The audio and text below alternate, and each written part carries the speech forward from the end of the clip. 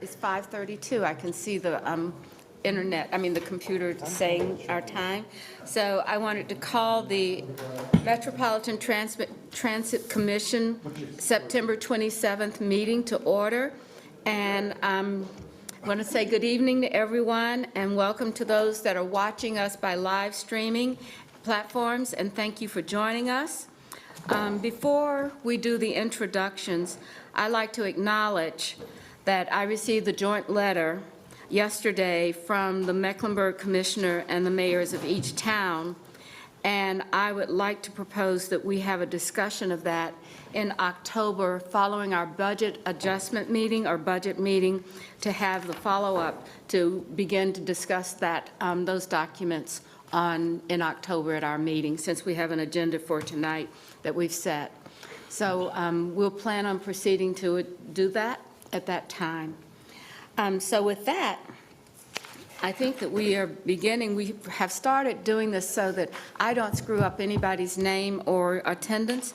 So we'll move to the introductions of voting members or their alternates for the record. So please speak up so that Paulus can have the information, your first and last names, and your jurisdiction. So can we start with Mr. Lathrop? Tony Lathrop, NCDOT. Thank you. I'm Woody Washam, Mayor of Cornelius. Rusty Knox, Mayor of Davidson. Vi Lyles, Mayor of Charlotte. Renee Garner, Commissioner, Town of Matthews. Jack Edwards, Mayor of Pineville. Melinda Bales, Mayor of Huntersville. Brad Simmons, Mayor of Mint Hill. All right. And now for our non-voting members that are joining us, I'm going to start with Mr. Driggs. Ed Trigg, Charlotte City Council. Jump over? Chrissy Exlin, Chair of TSAC. Edward Tillman, co-chair of CTAG. Brian Welch, Mint Hill Town Manager. Let's see, do we have, all right, now we'll go to those that are joining us virtually. Anthony Roberts, Town Manager, Huntersville. Marion Holloway, Mayor, Monroe, North Carolina. Randy Gates with the Gaston Cleveland Lincoln MPO. I am Mayor Walker Reed from Gastonia's alternate. Well, thank you. I believe that is everyone in attendance that we miss. Oh, I'm sorry. Ryan Spitzer, Town Manager of Pineville. Hello, Mr. Spitzer. You can feel free to join us at the table if you'd like to. All right. Anyone else? Okay. Hearing no one else, then we have completed our excuse me, introductions. And so I want to go ahead and begin our next item. So we need to have approval of the August 23rd, 2023 summary. The minutes are found on page 5 through 15 in the briefing book. Is there a motion to approve the minutes? Motion to approve. Second. We have a motion and a second. Are there any questions or comments? Hearing none, all in favor, please raise your hand. All right, I think that's anyone opposed, just to make sure. All right, the next items is that we have our public comment, and we have a speaker who's going to take 3 minutes to speak with us, and thank you for coming again, Ms. Tate. Please join us up here, and we'll start up at the podium. Do we have anyone else that would like to speak in the forum? All right. Thank you for coming back to see us. Of course. Hello, everyone. My name is Jerica Tate. I am a resident here at Mecklenburg County. Thank you, everyone, for allowing me to speak tonight. I just have a few questions or comments I would like to make. On September 8th, I did send an email to the Transit Planning and Development group. I was inquiring about Route 1 not servicing the Brookshire Boulevard, specifically the DMV area. I was trying to inquire as to why that route did not go specifically to that location, did not service that area, because I was trying to access DMV off of Brookshire Boulevard. I did get a response from Jason Lawrence on the 12th, and he stated in so many words that there was a number of constraints, mainly the speed and the lack of pedestrian infrastructure. So I'm sure, everyone is, working on several different projects and trying to get things, taken care of. I just wanted to know if that was something that you guys were looking into possibly, servicing one day directly, if CATS would be able to, service that, have the community have access to the DMV off of Brookshire Boulevard. Also, on the 9th of September, I did take the bus. I went to visit my mom. She actually lives at the Alpine Village Mobile Home Park community. It's kind of outside of Mint Hill. It's a 55-plus older community, and there was no route. It was a Saturday, so when I put in the information to try to see what bus I needed to take to get to her, there was no bus that serviced. I came across there was no transportation that was being provided to that area on the weekend. And when I looked it up through the maps, it gave me bus 40X, but when I went to the transit center customer service window, they said there was no such route, 40X. I did find out that 52X was servicing that area. But is that over? Is that 3 minutes? Well, I think it would be helpful if you would just give us Basically, the question. Yeah, basically, that route, I wanted to see if we can get transit servicing that area, because I think it's important for our elderly community to be able to have transportation, access to transportation, public transportation. Thank you very much. And that's pretty much it for, one last question. I'm sorry, I just want to make it a point to let you guys know, I did attempt to try to apply for a driver position because I want to be of service. I want to help you guys in any capacity. And that was the reason why I wanted to go to DMV, to see what I needed to do. And because it was said that we needed a permit in order for us to even be considered. Is there a program that you guys have, that CATS has, to help people that may want to, that has no experience in driving, but may want to, is there a program that you guys? I see heads nodding I yes. see heads too. So you can see it as well as I can. Do you guys have a program to help put conversation? people through a CDL permit? Yeah. Okay, without us having to come out of pocket? I know that the city has encouraged us to provide for CEL, is that the name of it? CDL. CDL and the payments of those. So yes, instead of you having to come out of your pocket, the city does that in the hopes that you will be successful. So could I follow up with I don't someone? know the answers exactly, but I think it would be great for you to have a conversation and talk about that. And I know that service on the bus routes are tough, but Yeah. I hope that we also think about our, when we talk about our elderly, that we are doing things to address that through our system as well. So let's get you some more information, but some contact about participation in our workforce. We would appreciate that. I appreciate that. Thank you. All right. Thank you for having me. I know. So I don't think we have any other speakers, Paulus. Do we have Mr. Full? All right. So, well, we know that it's important for us to have that session and that time and to hear from our public. So we really appreciate folks that are coming in. I do know that since there wasn't a transit work group meeting since we last met, that we should probably go right into the discussion of Ed's got a summary. I think that, when was your last meeting?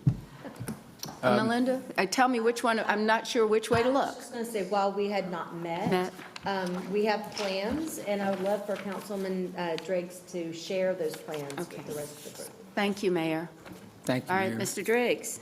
I just wanted to highlight quickly two things. For one, we are working on scheduling a site visit to the maintenance facilities and interviews with the staff. It was part of the work plan that we agreed initially. So the word will go out to members of the working group about when that can be scheduled. And the second thing is, aside from the report that you'll get from Mr. Cagle, we have been discussing a risk assessment process, so that we are now going to go past the work that we have done on the issues that were identified and make sure that there aren't going to be more issues. And we do that by doing a comprehensive assessment of risk. Mr. Bakari is actually a veteran of this space from his professional life and is spearheading that effort. Thank you. All right, any questions or comments? Okay, well, thanks for continuing to do that good work. I guess the question is that I have, if you're doing the site visits, or can anyone participate for the maintenance? Well, absolutely. Okay. I mean, we So- have the two members of the working group, but Right. we can make sure anybody who is interested is aware and can join us. I think that's something that would be valued. If you have the time, it certainly would, I think, add value for all of us to understand better what's going on. Happy to include everyone on the invite as All we right. schedule that. Thank you. So following that, we are going to hear from the interim chief executive's report today. Yes, Mayor Lyles, thank you. And MTC members, I will try to keep this relatively brief for my report. As Mayor Bales and Councilmember Driggs stated, there was not a working group meeting this month. A few brief updates related to the progress report. As already stated, we have launched our process to do a formal risk analysis. We will be sharing with the work group and then the full MTC the calendar for that. Ms. Prezzuti is leading that effort, and we are working with a consultant to conduct a complete risk analysis of the entire department and identify those risks, and then to identify strategies and tactics for addressing and mitigating those risks as we identify them. The other update to the progress report, I believe at our last meeting, we had reported that our most recent derailment had occurred. Again, this was a yard derailment. It was an overrun of the track, still a derailment, but the train was not in service. It was at low speed. There were no injuries. The final report goes to NCDOT this week. Based on the investigation, it has been determined that it was operator error, and I will also say that the operator is no longer an employee of the City of Charlotte. So that is the update on those. The bridge inspections continue. Again, we are working with the railroads and NCRR to schedule what they call the flaggers. Anytime you're working in their right-of-way, they need flaggers, and we are working with them to schedule those flaggers. We have also engaged NCDOT SSO to assist us with that, and we continue to work through the process. Basically, we're on the list we're on the schedule for the flaggers, but we're not top of their list, so they are working through that. And those flaggers must be provided by the railroads. With that, I'd also mention a couple things in the packet this month. So pages 17 and 18 are the communications that we have previously over the last month sent to the MTC. I won't go through those, but if there are questions, happy to answer. We also have the safety report starting on page 20. You will note that those safety reports are a little bit different this month in that there is extra information. So previously, what you would see, just using an example, page 20 and 21 are both related to the bus operations division. And what you had previously seen in the packet as standard was page 21. What we have included and will continue to include, I think, is probably the more meaningful data. Page 21 shows the number of occurrences per month. Page 20 shows the number of occurrences in relation to what our metrics or goals are.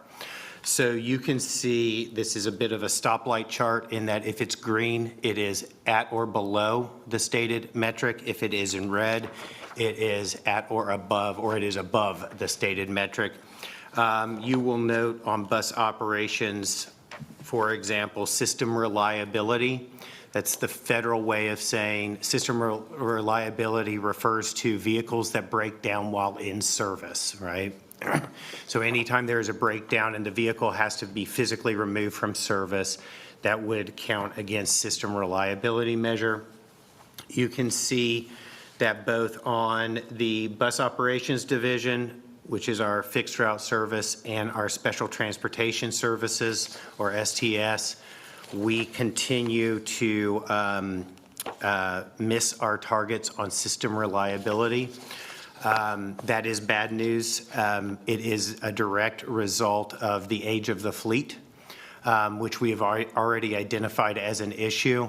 And we are, again, as we've spoken over the last few months, aggressively working to replace all of our vehicle fleet.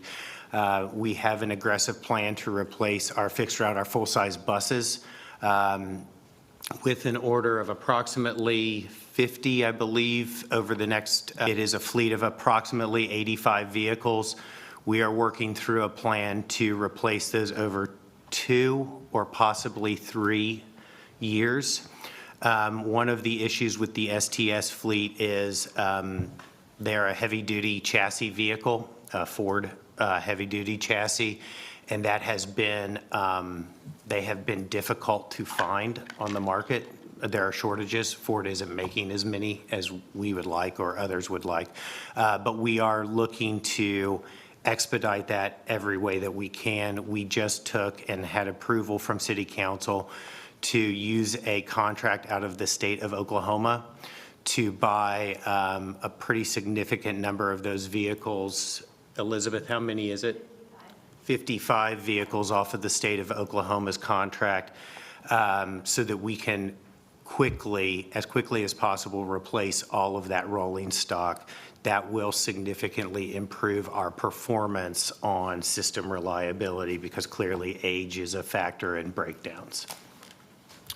With that, you'll also note the rail operations, and there are two different reports for rail operations, Blue Line and Gold Line. And again, those reports are there. If there are questions, happy to answer them, but I won't go into a lot of detail on those.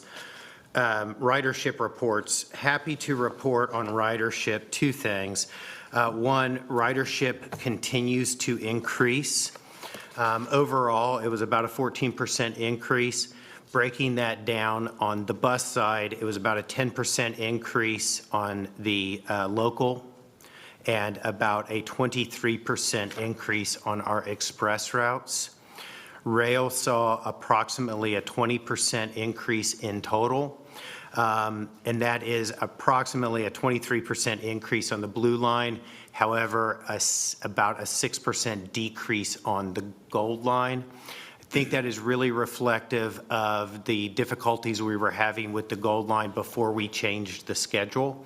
And there were system reliability issues with the Gold Line. We would not have enough operators daily, so we would need to lengthen headways on the Gold Line in an unreliable or day-to-day basis. We have resolved that by pushing the headways from 20 minutes to 30 minutes, with the expectation that as soon as we are able to fix our vacancy rate amongst rail operators, we will go back to a 20-minute headway on the Gold Line.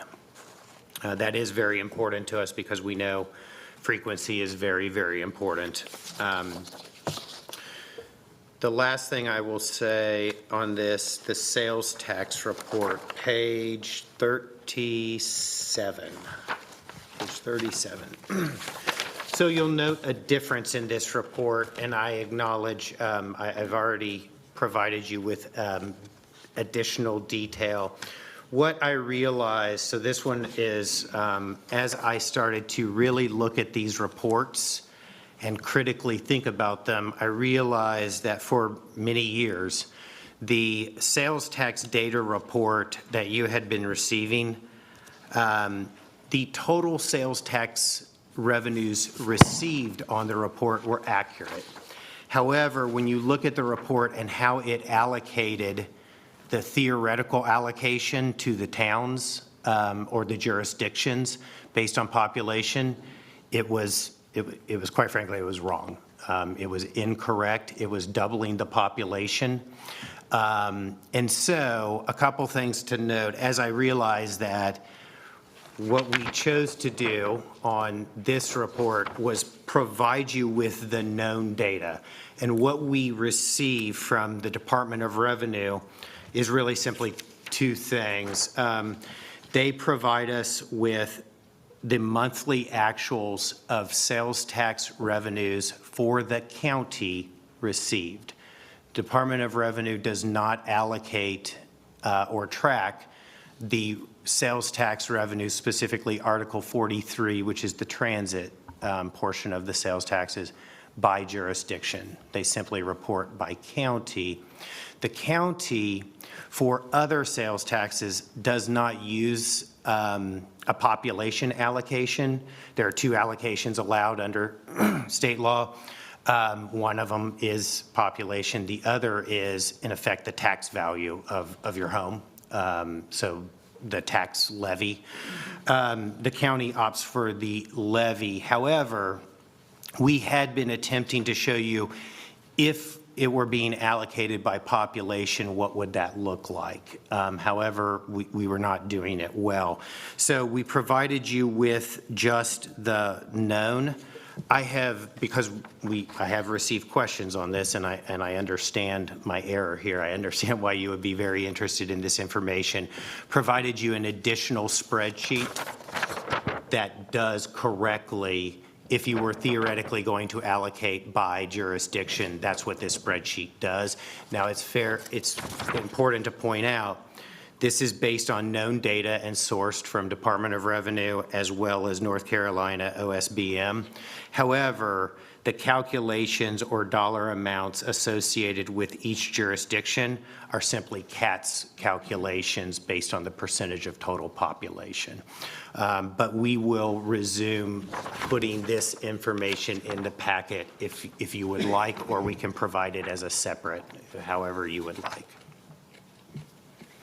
Thank you for that. I think we started this discussion about, well, what do the numbers mean and how precise can they be? And I know that what I hear from the CEO is that we can be precise on the total for the Mecklenburg County, but other than that, we have to decide whether or not we want to use population or tax levy. And I don't think that we've calculated a history of that, and I don't think that we have that available to us without doing some additional work. So I think that Brent has provided what we traditionally have done, but it's not exact. Does that make sense? I think sometimes that I wonder if the Department of Revenue could actually help us in some way, but I would expect that that would be, we'd be an exception to the rule because we're probably the only ones that really have, besides Go Transit in, the Raleigh area, we're probably the only ones that would be asking for that kind of information. I'm sure that that's not at the top of their list. Any questions or comments about it? So yes. Sorry, I just have one question about this. This is just proportional revenue based on the population itself. Would it be possible to get like an income adjusted or something like that? Reason being is because, people who make more tend to spend more. So, and you have people in outlying towns, I'd say especially up in the lake area, where they're probably disproportionately providing more than, their 10 or 15% that's here. So just wanted to bring that up. I think we probably have to do some work and study on how to do that, and I'm not really sure. I used to be in budget, but now I'm not, so I'm not going to ever say that it's possible or feasible right now. But I think the difficulty is that even, no matter what we do, it's not going to be precise. Right. Because it's just not the way it's going to work. And I think a large part, what we've realized is 40% of our sales tax comes from people that work outside of our county. And so we're already kind of not able to do it by income. If there's an economist in the room, wink, wink, there might be a distribution that might work, but I think we'd have to put some study, maybe even ask someone, how do you do this differently? And that might mean going to the state revenue and see if they are, but it's the total that is good, and we all understand that, but other than that, Ed, Mr. Driggs, I'm sorry. I just wanted to say, as an economist, the difficulty is parsing that data. So you might get an average or an aggregate, but unless you actually have the perfect distribution and you can assign a marginal propensity to consume to each of those, I think it would be a difficult exercise. I understand the question, but I think in practice it would be hard. Right. I understand. I just wondered if there was any way to, because it is a consumption tax, it's going to be the case that people who make more consume more typically. And so I was wondering if there was any way. No, absolutely understand. Perfectly fair question. I'm just saying as a practical matter, parsing that out of the data could be hard. Thanks. So right now, we have the best that we can do with the overall total amount, And we have been using population, and I think that's better than tax levy right now, but we can look at that if you wanted to. Yeah, and again, my intention was not to say that either method is right or wrong. My intention was just to clarify that I believe that the way we were presenting it was inaccurate in the calculations. And I think it was a little bit misleading in that it implied that that data had been received from the Department of Revenue. It has not. There are data points on this chart, the one that I prepared, that are received from the Department of Revenue, but the actual allocation by jurisdiction is not received. That is a calculation that I ran on a spreadsheet. It is not an official data point that is sourced from Department of Revenue because they don't provide that information.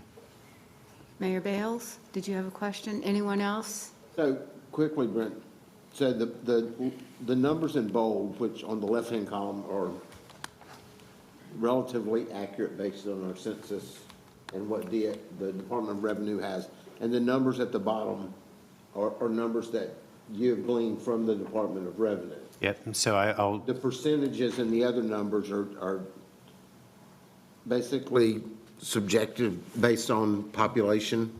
Yeah, so they are Anything else? calculated. Okay. They are Okay. not sourced. So the population numbers in bold are taken directly from North Carolina OSBM State Demographer's website. Now, the reason that county/other is not in bold is I had to combine two categories because there are a few residents listed in the OSBM population of Mecklenburg County in towns such as Weddington, Stallings, and one other, but I don't remember which, but it's a very, very few. So to get to the total 1121482, which is sourced from the OSBM, I did have to combine the county, which would be unincorporated areas of the county, people living in unincorporated areas, plus those few residents who, according to the state, are in other jurisdictions, even though they're not traditionally viewed as part of Mecklenburg County. Everything else in that column is directly sourced from OSBM, and then everything along the bottom row is sourced from Department of Revenue. Gotcha. Other than the blue columns, which are not actuals yet, but they will be sourced from Department of Revenue. And then it's just a simple allocation percent of total and running the numbers out as a percent of total. Thank you for that clarity. Yes, sir. Okay, is there anything else that you have as a report? Thank you so much, Brent. We don't have any informational items tonight. We do have some action items, and we had these presentations last month, and so I'd like to open it up with, is there a motion to approve the 2023 Title VI program update? I need a motion. And is there a second? I'll second. All right, now can we start with the discussion? Does anyone have a question that we should address? We have Mr. Rouse ready to, no, that's service efficiency. Who's the? Mr. Rouse will do Mr. both, Rouse will if do there are both. He will do, if you remember, it's the title, the federal requirements for the equity analysis, the efficiency changes, and the program update that we were presented with last month. So are there any questions? All right. Hearing no questions, all in favor of the motion, please raise your hand. And I think 22 service modifications. We have a motion and a second. Are there any questions or comments? Do we need to have any update on the information? Hearing none. Other discussion? Having no discussion, all in favor of the motion, please raise your hand. Okay, so we have approved that unanimously as well. And so our next report or item on our agenda is to hear from our Transit Services Advisory Committee, and I believe Ms. Chrissy Exlin will provide that report. Thank you, Mayor Lyles and members of the MTC. At our TSAC meeting earlier this month, we heard the Title VI updates that you just approved. We also heard an overview of some organizational changes at CATS that are aimed at improving the customer experience for transit riders.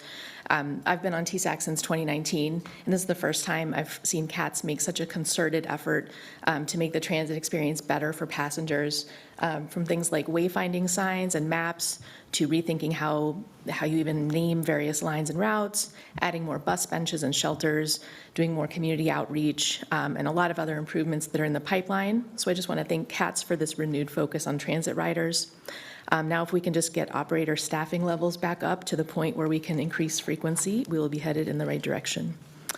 I had a comment that is maybe more tailored to Mayor Lyles. I know that something that's come up in a lot of TSAC meetings is cars blocking public transportation, not just the Gold Line, though, also bus stops.